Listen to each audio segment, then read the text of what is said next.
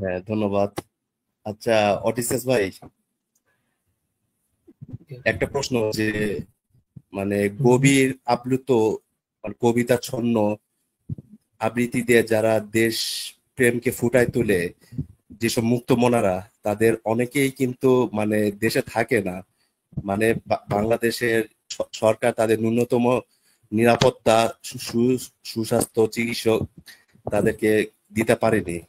এখন ব্যাপারটা কি সেরকম যে যখন কোনো মুমিন আল্লাহর আইন সর্বোত্তম বলে যখন কোনো ইউরোপ আমেরিকায় যায়, অথবা কোনো কমিউনিস্ট তার অর্থনীতিকে উন্নতি করার জন্য ইউরোপ আমেরিকায় যায়, ব্যাপারটা কি তাদের সাথে মিলে? আম, মানে আপনি বলতে চাচ্ছেন যে যেসব মুক্তমনারা বিদেশে থাকে, আপনার ওই অংশটুকু আমি ইগনোর করতেছি যে কবিতার ভাষায় দেশপ্রেম ফুটানো, এটা সেটা না। মুক্তমনারাও আর 10টা মানুষের মতোই কথা বলে।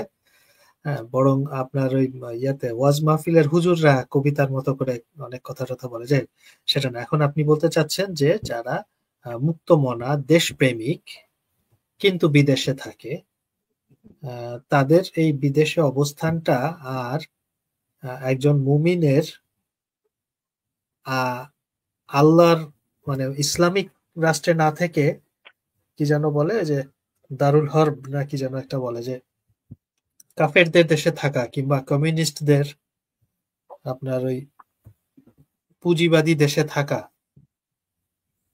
এখন আপনি নিজেই কিন্তু বলে দিলেন যে উদ্দেশ্যটা কি, মানে একজন কমিউনিস্ট, এটা তো ব্যক্তিগতভাবে এক একজন এক একজনের এক এক অবস্থায়।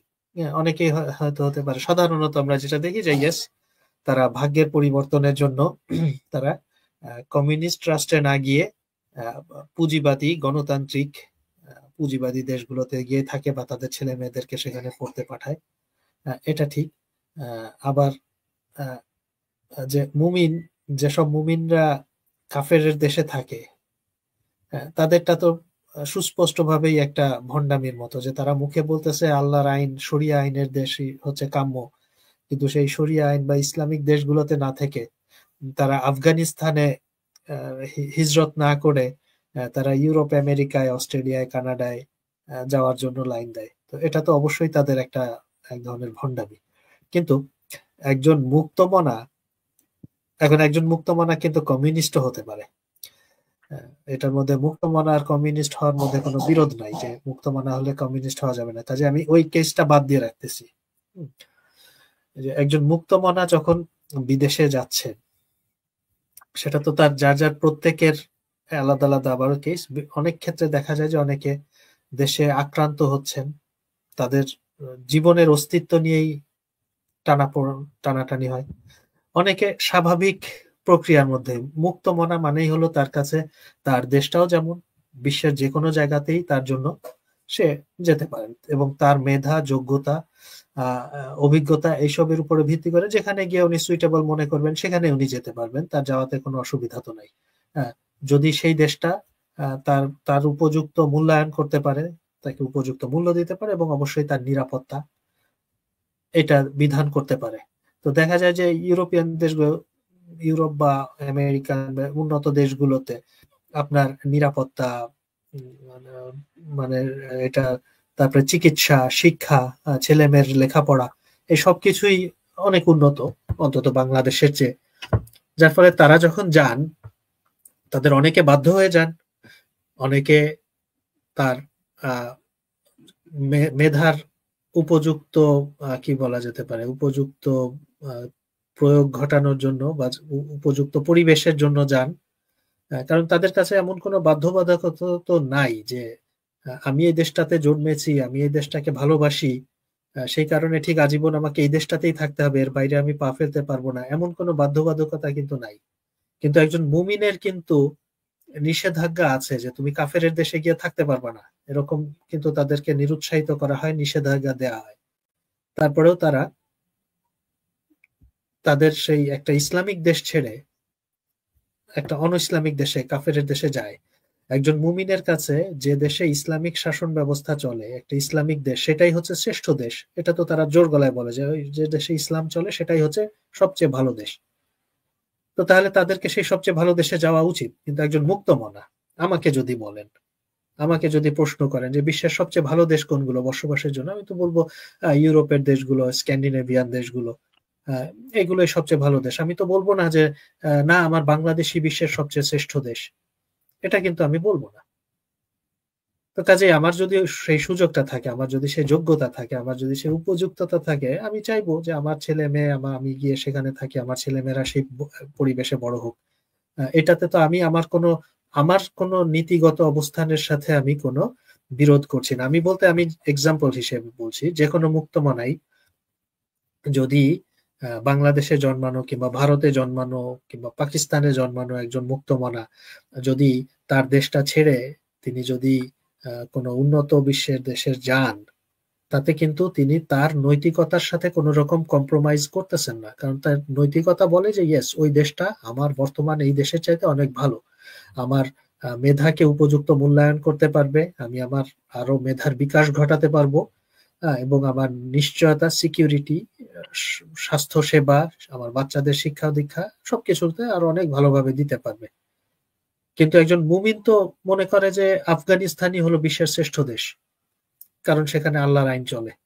একটা মুমিনের কাছে পাকিস্তান হবে বিশ্বের শ্রেষ্ঠ দেশ, একটা মুমিনের কাছে সোমালিয়া হবে বিশ্বের শ্রেষ্ঠ দেশ। তো সেই শ্রেষ্ঠ দেশগুলো বাদ দিয়ে তারা কেন সুইডেন, জার্মানি বা আমেরিকা, কানাডাতে যাবে? এটা তো তাদের নৈতিকতার সাথে একটা তারা চরমতম একটা করলো, বিরোধ করলো, একটা প্রতারণা করলো।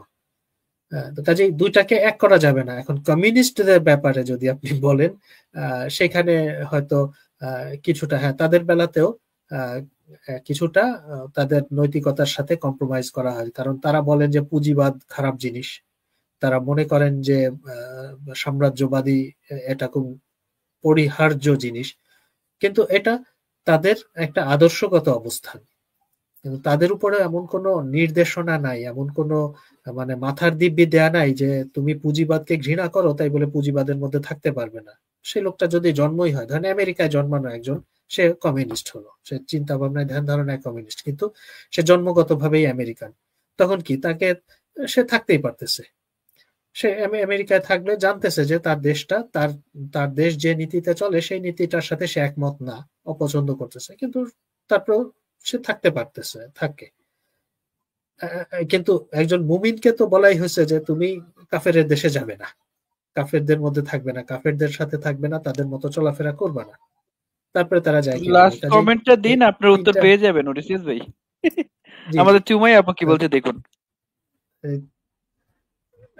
এখন হ্যাঁ, এটা না, উনি তো স্যাটায়ার করে বলছেন মনে হয়, টাকা কামাই করতে যাওয়ার অনুমতি ইসলামে আছে তাই যাই না, এটা টাকা কামাই করার অনুমতি নাই। তবে এটা যদি একটা মুমিনদেরকে আমি হেল্প করে দেই, জিহাদ করা তো সবার জন্যই ফরজ, বা কি যেন ওয়াজিব। তো জিহাদ মানে হচ্ছে, জিহাদের একটা অন্যতম অনুষঙ্গ হচ্ছে যে কাফেরদের ধন সম্পত্তি কেড়ে নিয়ে আসা। তো আপনি যদি একজন মুমিন মুসলমান, আপনি যদি কাফেরের দেশে যান, গিয়ে সেখানে একটা ভালো পয়সা পাতি কামাই টামাই করে, আরো তাদের বেশিরভাগ মুসলমানরা যেটা করে, অবশ্য আমাদের সাবকন্টিনেন্টের, এটা শুধু মুসলমান নয় না, সাবকন্টিনেন্টের বেশিরভাগ লোকেরাই করে, যে এইসব দেশের যে সোশ্যাল ওয়েলফেয়ার সিস্টেম যেটাকে আছে সেটাকে এক্সপ্লয়েট করে, সেটাকে এক্সপ্লয়েট করে বেশ ভালো টাকা পয়সা কামায়। তো এই যে যা কিছু আপনি করছেন, এটাকেই আপনি একটা জিহাদ হিসেবে ধরতে পারেন, যে আপনি এই কাফেরদের দেশে টাকা পয়সা এগুলো আপনি কেড়ে নিয়ে আসলেন। এই যে সুলতান মাহমুদ যেমন ভারতে বারবার আক্রমণ করে, 17 বার আক্রমণ করে বিভিন্ন মন্দিরে রক্ষিত টাকা পয়সা এগুলো লুটপাট করে নিয়ে যেত। হ্যাঁ, সেটা কিন্তু মুমিনদের চোখে কিন্তু এটা একটা ভালো কাজ। তো এইটা করতে পারেন জিহাদ হিসেবে কনসিডার করে, সেটা বলতে পারেন, আল্লাহকে বলতে পারেন যে আল্লাহ আপাতত আমি জিহাদে আসছি, হ্যাঁ, এখান থেকে টাকা পয়সা নিয়ে দেশে ফিরে যাব, গনিমতের মাল বানায় দেশে নিয়ে যাব, কোনো অসুবিধা নাই। তারপরে 1/5 আপনি দিয়ে দিবেন আপনার নিকটস্থ কোনো মসজিদে, কিংবা একটা এতিমখানা বানাবেন। জি বলেন রাকিব ভাই, বলেন। মুমিনরা তো বলে যে কাফিরদের দেশে থাকি ওখানে অনেক কারণ আছে, যে ইসলাম প্রচার করতে হয়, তাদেরকে কেমনি ইসলামে ইনভলভ করতে হয়, সব মেনটেন করার জন্য থাকি। জি জি, এই মুমিনরা মানে কাফেরদের দেশে এক একজনকে ধরবেন, একজনকে আপনি ধরবেন, যে কোনো একজনকে সামনে পেলে, ভাই আপনি কত বছর ধরে কাফেরদের দেশে আছেন, কত বছর ধরে ইসলাম প্রচার করছেন, আপনি নিজে কতখানি ইসলামকে জানেন, এবং আপনার এই প্রচারের ফলে কতজন কাফের মুমিন হয়েছে বা ইসলামে কনভার্টেড হয়েছে, এই প্রশ্নগুলো করবেন। যে কাফেরদের দেশে ইসলাম, হ্যাঁ ইসলাম প্রচার করার জন্য, ইসলাম কায়েম করার জন্য আপনি বিদেশে যেতে পারেন, কিন্তু আদৌ কি আপনি সেটা করতেছেন কিনা, নাকি সেখানে গিয়ে যে কোনো মূল্যে ভাবে হোক তাদের টাকা পয়সা, কিছু পয়সা পাতি কামাই করা, এইগুলো করতেছেন। তো এইটা আহ, এবং এবং এবং ইসলাম কায়েম করতে হলে তো সেটারও আহ, কি জানো কি কি বলে, মুমিনরাই তো বলে যে একটা খেলাফত লাগবে, খলিফার হুকুম লাগবে, খলিফার হুকুম অনুসারে অন্য ইয়াতে মুলুকে গিয়ে ইয়ে করবে, কি জানো ইসলামের প্রচার করবে, কায়েম করবে, জিহাদ করবে। আহ, যখন আমরা এই প্রশ্নটা করি যে গনিমতের মাল, যে যুদ্ধ করে গনিমতের মাল নিয়ে আপনার মাকে যদি দাসী বানানো হয় বা ভাই বোনদেরকে দাসী বানানো হয়, তখন কিন্তু তারাই বলে না এখন কেন এসব হবে, এখন তো আমাদের খেলাফত নাই, হুকুম দেবার খলিফা নাই। তো সেই হুকুম দেবার খলিফা যখন নাই, তাহলে আপনাকে বিদেশ যাবার হুকুমটাই বা কে দিল? একটা খলিফার হুকুম নিয়ে আপনি অন্য দেশে যাবেন, গিয়ে ইসলাম কায়েম করবেন, সেটা আপনাকে কে দিল সেই হুকুমটা? আর তাতে আপনি কত বছর সেখানে আছেন এবং কতজন কাফেরকে আপনি মুসলমান বানাতে পারলেন, সেগুলো আপনাকে তো হিসাব নিতে হবে। রিফর্মিস্ট বলছেন সিরিয়ার রিফিউজিরা নিশ্চয়ই এখন ফেরত যাবে। আহ, কেন ফেরত যাবে এটাও বুঝলাম না। রিফিউজি হওয়া এটা হচ্ছে জীবন বাঁচাতে অন্য দেশে যাওয়া, এটাকে আমি দোষণীয় মনে করি না, তা সে যিনি হন, মানে মুমিন হোক আর যেই হোক, যখন জীবন বাঁচানোর জন্য যদি তাকে কোনো একটা নিরাপদ আশ্রয় যেতে হয়, এবং এটাও লজ্জার যে জীবন বাঁচানোর জন্য আরেকটা মুসলিম দেশে তারা যাচ্ছে না, অন্য কোনো ইসলামিক দেশে যাচ্ছে না, যাচ্ছে সেই কাফেরদের দেশেই, এটা একটু লজ্জার ব্যাপার। কিন্তু তারপরেও বাস্তবতা হলো যে কাফেরদের দেশেই মানুষের জানমালের নিরাপত্তা আছে, সবকিছু অনেক ভালো মেনটেন হয়, যার ফলে সেখানেই যাক এবং তারা জানে বাঁচুক, আমি সেটাই চাইবো।